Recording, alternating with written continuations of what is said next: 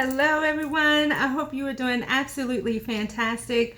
I just wanted to come and share a story with you. A couple of weeks ago, I was out and about and I met a young man, a young African American male, very nice gentleman. He was about in his 30s, and he just started sharing the story of his mom. And so, what he shared with me is that his mom had a stroke in her late 50s, specifically 59 years of age, and she is now 61 years of age. And she had a hemoglobin A1C of 13, which means that she had type 2 diabetes at the time of having that stroke. And so the left side of her body was left paralyzed, and given his profession, he was able to help her to pretty much gain functionality on that side of her body. He said there's still a little residual paralysis left in terms of her ability to have strength in her hand, but they're working on that, or the progression, her healing process is still ongoing. And here's what was interesting.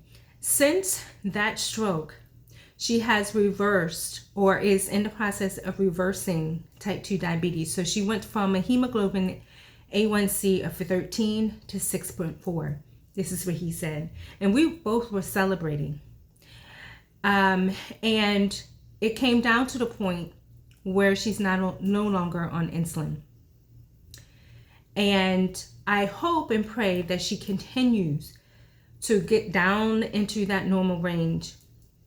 But that's what has happened since the stroke. And he said there were two things that occurred to him. Is that he said this is something that she should have done a while back. And then he just got quiet. And then he said the impact of that whole situation was heavy on the family. The family went through a lot, and I can only imagine watching your mom having to recover and go through, and helping your mom to recover from such a horrific event. And so it was a wonderful conversation. We were both there celebrating the progression of his mom, her ability, even while she's healing from the stroke, to go from a hemoglobin A1C of 13 down to 6.4. That is awesome. She put in a lot of work, and to the point where she no longer has to take insulin. She's working hard to reverse that type 2 diabetes. And so I greatly applaud her. But there were 4 things that stood out to me that I wanted to share with you from that story. And that is, do not wait until crisis to make lifestyle changes. I oftentimes say that a lot.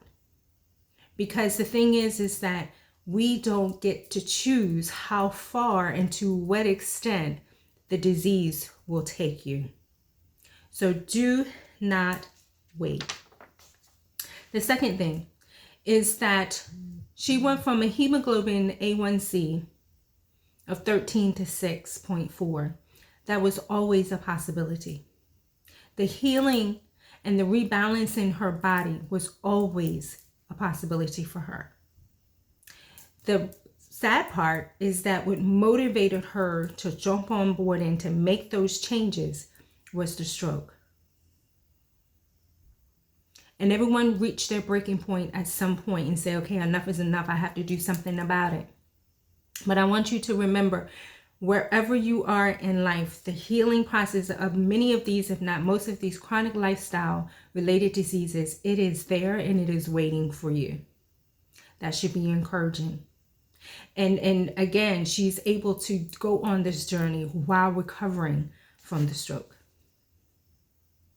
Point number 3 is what he said. The impact on the family was huge. The family went through a lot. And I just want to remind everyone that your choice is not just your choice. It impacts not only you, but the ones you care about, the ones you do business with. So remember, take action very, very quickly. At the first sign or symptom of anything going wrong, take action. Because no one wants to see their loved one going down a path that is preventable. Okay, so just keep that in mind. And point number 4, treated chronic lifestyle-related diseases is still disease. What allowed her hemoglobin A1C of 13 to come down to a 6.4 and to get off of insulin was lifestyle changes. This is what he said. She started changing her life, in particular her diet. It's just a matter of the way these things work. It gets to the root cause. So that's all I wanted to share with you today. Don't wait until crises to make lifestyle changes. The body is in a great position to heal itself. It is waiting on us to take action. Point number 3, the impact of our choices is not just on us, but it's on everyone we do life with. And point number 4, treated lifestyle-related disease is still disease. We want true healing. See you all the next time.